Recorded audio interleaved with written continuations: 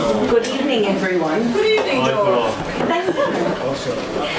It's great to see you all again for a First Wednesday series event. My name is Dora, and you're all very, very welcome, whether I'm seeing you for the 100th time or for the first time. It's lovely to see you here. Today we have Billy with us all the way from Cork to read for us, and I'm really looking forward to it. I'll tell you more about that in a second.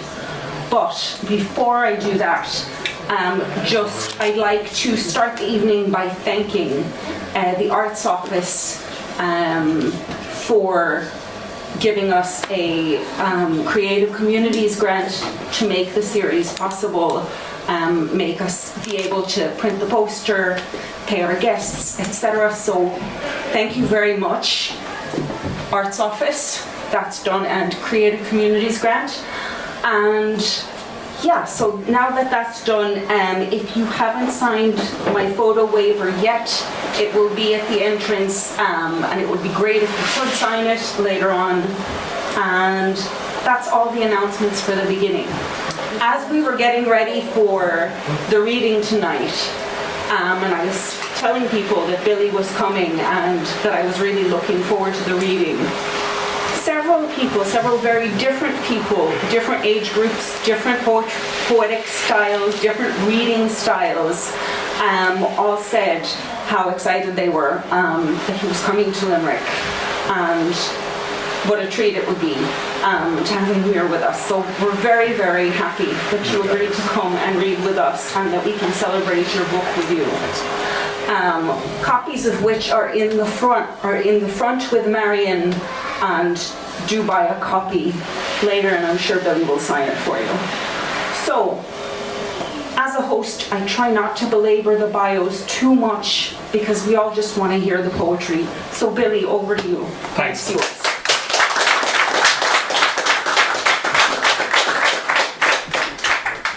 You ask for something beautiful, but how?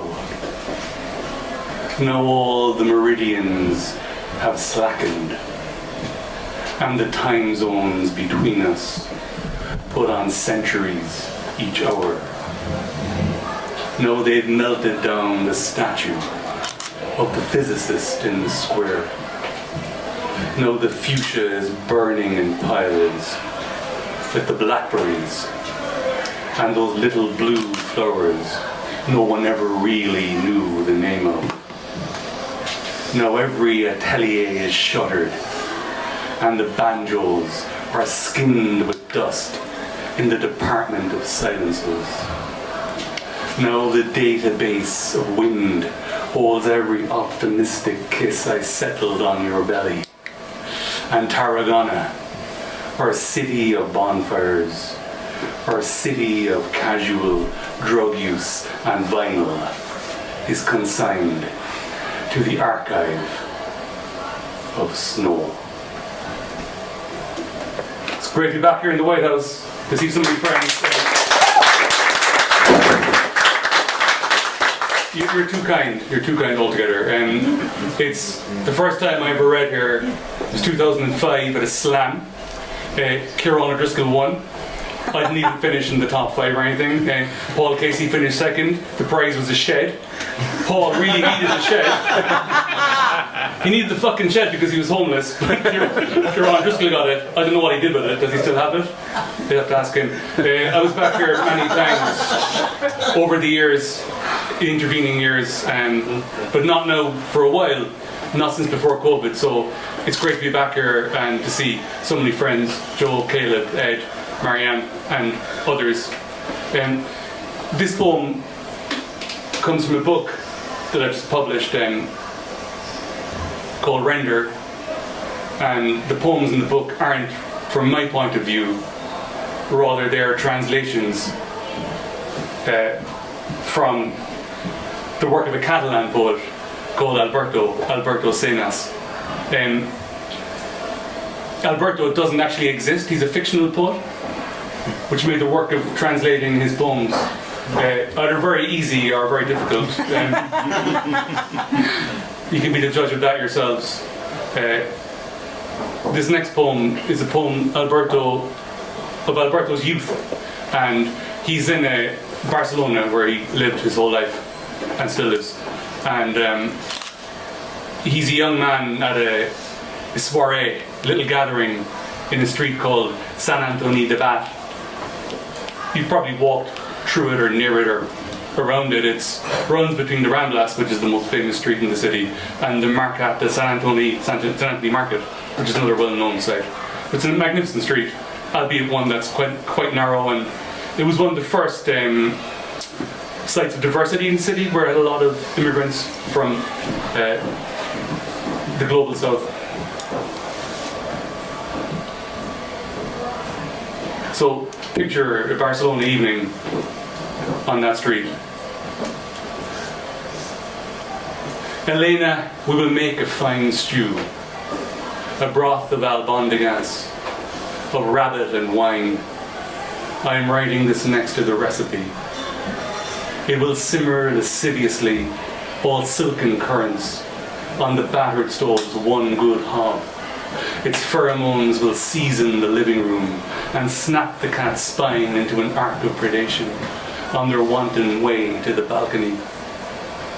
Gonzalez is playing the host most graciously. Ovidi is here with all his tart but harmless anecdotes. Agnes has her freshly printed pamphlet. I have shuffled the flea-bitten sofa to the balcony. I sip Lambrusco on the balcony and imagine that you're coming. You could be coming with a tray of Montserrat tomatoes, wrinkled, ridged, irregular, straining to contain themselves. I can almost hear you approach through the diminishing din a hawker beats out on a butane can in a happy advertisement toward the square, as you pass Fatty Lally's sari shop and the sunburned laughter of the kitchen boys spilling into the evening's pinkness out of Ibrahim's cafe. Oh, do come and join us, Elena. Come and bring a bottle of the twilight. Bring two. Come and bring impossible tomatoes. Elena, we will make a fine stew. I have seasoned with bright pink salt a rabbit's hip and saddle. I have peeled 4 yellow onions. I have borrowed this pen from Alejandro Gonzalez. And so Alberto, that's a poem of his youth, and he grew up in great privilege. His family were industrialists since at least 1720 odd. Sometime after 1714, they established themselves at the center of the city's industrial networks. And many branches of his family, his extended family, continue to trade and be very, very wealthy. So Alberto has had quite a privileged life. He hasn't done much apart from write and collect antiques and kind of walk around the city. He did have a brief spell working in the family business, or one of the family businesses, but it was quickly decided that he was more of a liability in than out. So if it's convenient for you, I might just read, because this is a new book. I feel like I want to read something from it, and this is a little poem I wrote that gives you an idea of his day-to-day life. It's just a little riff. It's called To-Do List, and it just describes the things he must do on this particular day. To-do list.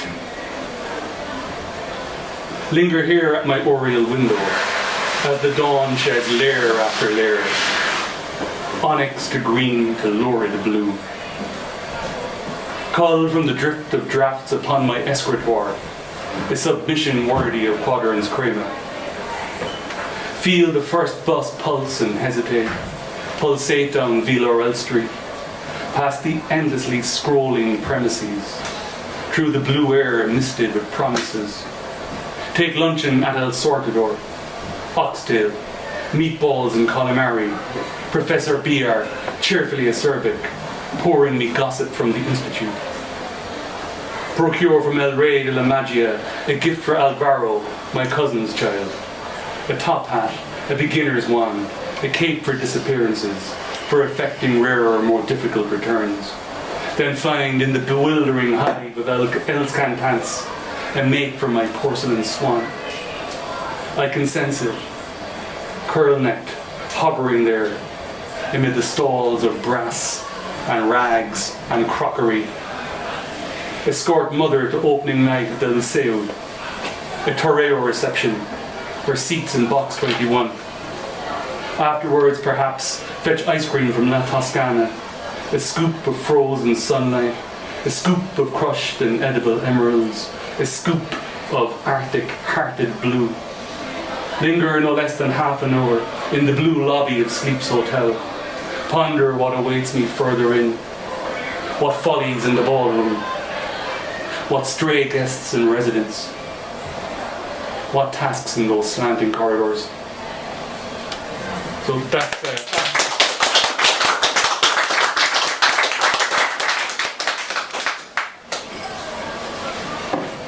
you're very kind. And as you might have gathered from that text, Alberto, he's living with his mother in an apartment just south of the Diagonal. If you know Barcelona, and many people visit there from time to time, or have visited there, there's a long, very, very long street. It's about 10 miles long if you take it in its full extent, called the Diagonal, which cuts across the city diagonally. And he lives just below that on a street called Enrique Granado. And he lives with his mother because his father died when he was quite young. And his brother also passed away tragically in a skiing accident in Andorra. And this poem laments the brother's loss that I shall know. Read for you. And it's called The White Bed. It references a Catalan painter, Tapís, who's famous for white paintings. It also references Eladio, and if you remember Eladio, you're fucked, because he was a footballer who played for Barcelona in the 70s, and it means that you've been around a long time. But he did win 4 championships for Barca, so he's remembered affectionately. My brother lay down on a bed of ice, laundered, yielding as one could wish for. I stole that image from Anthony Tapís. My brother handled balance sheets with such grace, could trap a football like Eladio, but then he left us for his bed of ice. My brother on his silken skis was crossing Calf, the cold breath of Andorra. I steal another image from Tapís, the pinks of number 40, his bars of light, to show the luminescence of my brother before he left us for his bed of ice. How pallid they are, these Christmas skies. My mother makes roast guinea fowl, she makes toros. I gift myself an etching by Tapís. I say, brother, brother, come and join us, please. The door to the warm drawing room's ajar now. But he won't get up, will he, from his bed of ice? So I borrow his freezing image from Tapís. So I'll continue with another elegiac kind of a one. So like Alberto was born in 1952, so he grew up under a fascist dictatorship, the dictatorship of Francisco Franco, the Generalissimo. And under that regime, his native language, the Catalan language, was suppressed, if not outright banned, in certain contexts. And in this poem, Alberto remembers going to a funeral when he was 11 with some members of his family, and the funeral was for a Catalan patriot who had fought in the Spanish Civil War some years previously.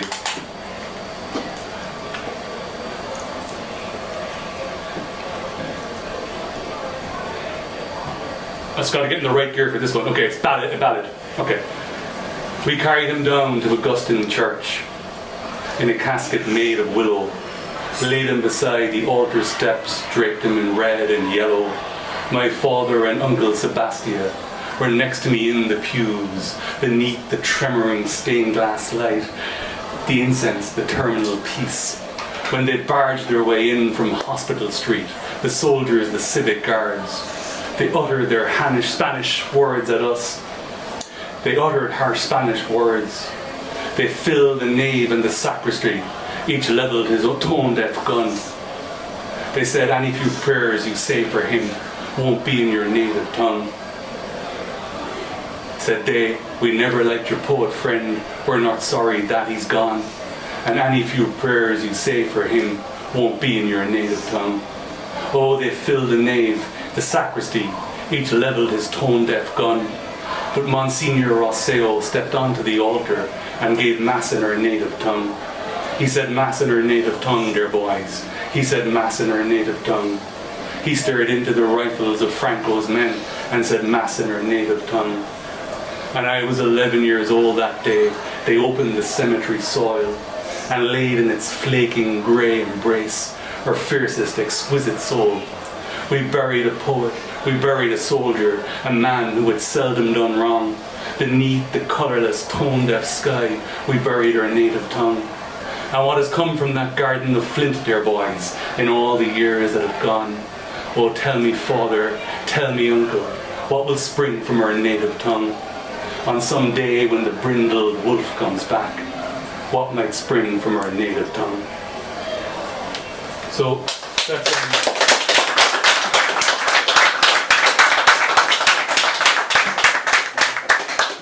thanks very much. It's very decent of you. I love the picture of Barney behind me as well. It's it feels like he's still there with the bicycle clips and a man of many crafts, many skills, many lives. This is an August poem, and in this poem, Alberto is on the balcony of his apartment, looking out, having a fag, thinking. It's called Self-Portrait of Brandy and Clowns. So little this late stirs, just the moon dispersing towers of potential, scarps up in moonlight glosses, implausible basilicas of cloud. In the brocaded back bedroom, my mother relives her Verona childhood, that nightly monochrome procession of debutantes and servants and interwar priests. A piled up bluff of cumulus partitions itself, disaggregates. In slow unravelling reels is carried inland over Sants and Tibidabo. Sleep, sleep, August is purring. A lithe cat swaggers beneath my balcony. I permit myself a sip of Torres 20, reach for my cigarillo box. I'm 58, no 59 already. All of my hours, my efforts, alas, are crumbling stratocumulus. All of my dreams are anxiety dreams. It's a poem of Alberto is no longer the youthful guy at the soirees on San Anthony de Bat. He's now an older man reflecting ruefully, perhaps, on his life. And in this one, he goes for a haircut. This will be my second last poem.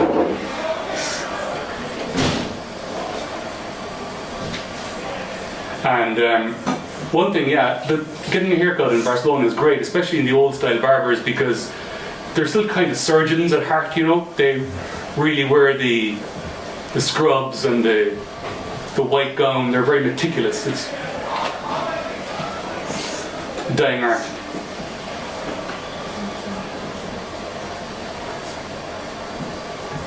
The barber of Arabo Street. How strange in this redoubt of masculinity to feel such gentle hands as he shapes in immaculate lather, as he addresses scalp, nape, temples.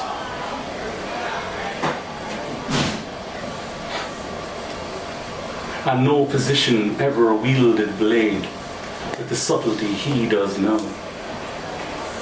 guiding an intimate sharpness across my jawline, my neck's soft slope. We trade bulletins of the neighborhood.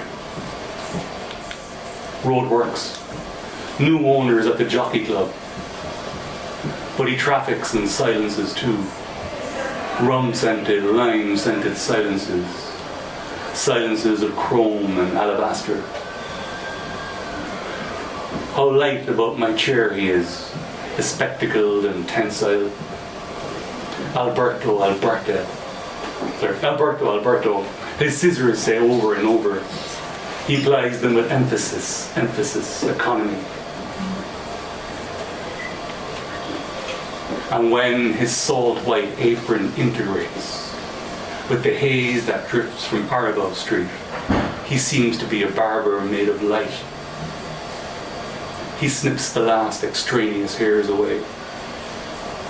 Lightened, tautened, I step out into November. I leave him rinsing his boar bristles down, swabbing his font, his ivory countertop. The silence coalescing all around him as he sweeps up 3 months of my life. So, the last poem I shall do for you. Well, I've got a choice of two. The Fisherman. Just kind of fisherman themed poem. Or one about a risotto. Do both. I wasn't looking for. I want to. No, do both. I think there's consensus. Yeah. Right? Yeah. Okay, I'll do the cuttlefish risotto one first. So, so this is.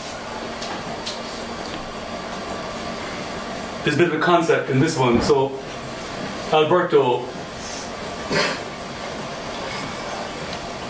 is taking his mother for lunch, which they do every Tuesday. It doesn't make any sense because they live together, but you know, this ritual of going for lunch every Tuesday. And at one such luncheon, they're eating outdoors en plein air, and Alberto sees his poems, old texts of his, but they seem to have taken on human form, and they're milling around the concourse.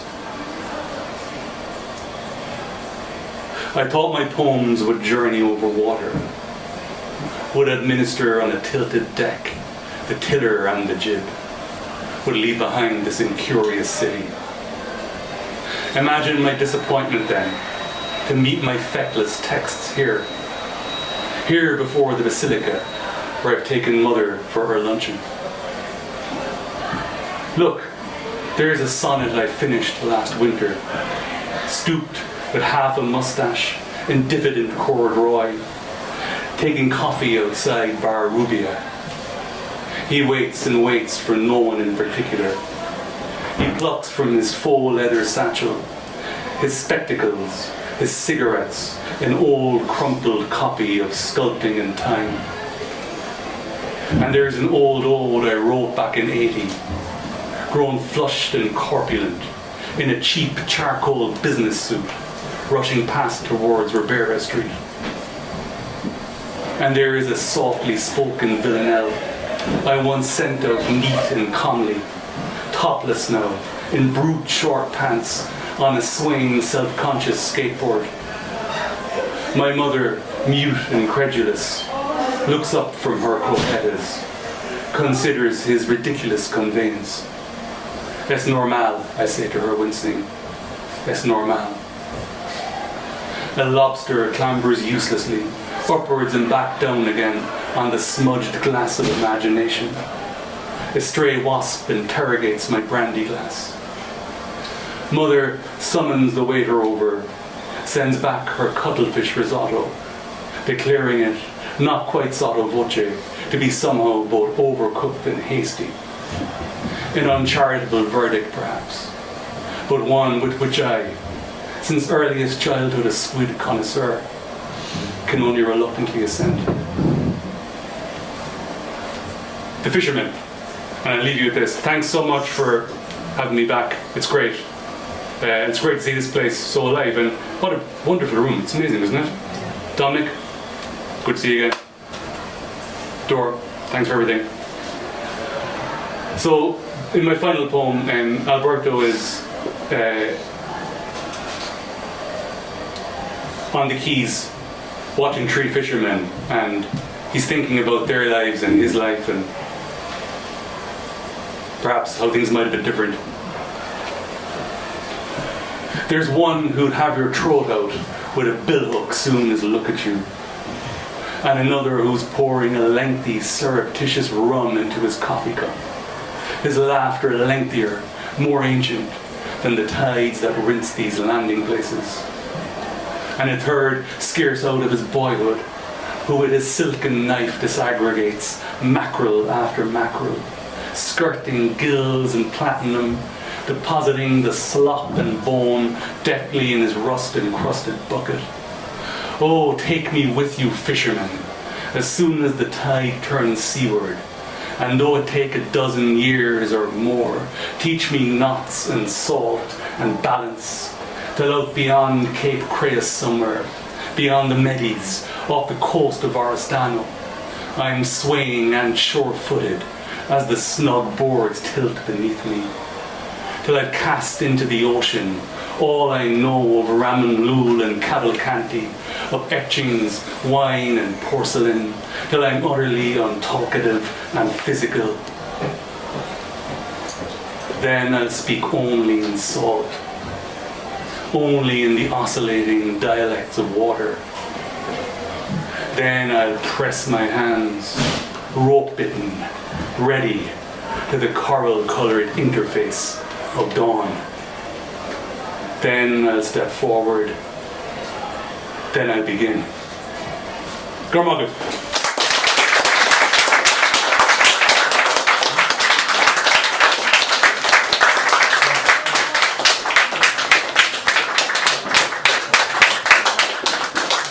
Thank you so much, Billy. Thank you. Such a memorable reading and I can't wait to read the book. Buy the book over there. 5 minutes, come back, and we'll be on to an equally memorable open mic. See you soon.